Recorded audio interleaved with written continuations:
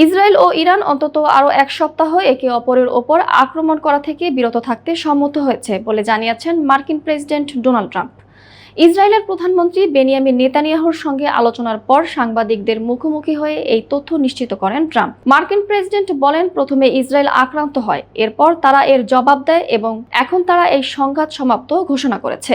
এর ফলে তারা আগামী অন্তত একটি সপ্তাহ বা তার কাছাকাছি সময় একে অপরকে কোনো ধরনের ঘাটাঘাটি না করে শান্ত থাকবে। আগামী 2 বা 3 দিনের মধ্যে একটি চুক্তি সম্পন্ন হতে পারে জানিয়ে ট্রাম্প বলেন, শান্তি চুক্তিটি স্বাক্ষরিত হওয়ার সঙ্গে সঙ্গেই অবরুদ্ধ হরমুজ প্রণালী আন্তর্জাতিক নৌ চলাচলের জন্য উন্মুক্ত করে দেওয়া হবে। এর আগে ট্রাম্প নিজের সামাজিক যোগাযোগ মাধ্যম ট্রুথ সোশ্যালে দেওয়া এক পোস্টে উভয় পক্ষকে যুদ্ধ বন্ধের আহ্বান জানান এবং শান্তি প্রতিষ্ঠার আলোচনায় কোনো প্রকার অজ্ঞতা বা বোকামির স্থান নেই বলে উল্লেখ করেন। এছাড়াও এক বিশেষ সাক্ষাৎকারে ট্রাম্প মার্কিন ইসরায়েল সম্পর্কের সম্ভাব্য টানাপোড়েনের ইঙ্গিত দিয়ে বলেন, আমি নেতানিয়াহুকে বলেছি তোমার আরো সতর্ক হওয়া উচিত, তা না হলে খুব শিগগিরই তোমাকে একা হয়ে যেতে হবে। মধ্যপ্রাচ্যে দীর্ঘদিনের উত্তেজনার মধ্যে ট্রাম্পের এই বক্তব্য নতুন করে শান্তি আলোচনার সম্ভাবনাকে সামনে নিয়ে এসেছে। এখন দেখার বিষয় কূটনৈতিক তৎপরতা শেষ পর্যন্ত অঞ্চলটিকে স্থায়ী শান্তির পথে কতটা এগিয়ে নিতে পারে।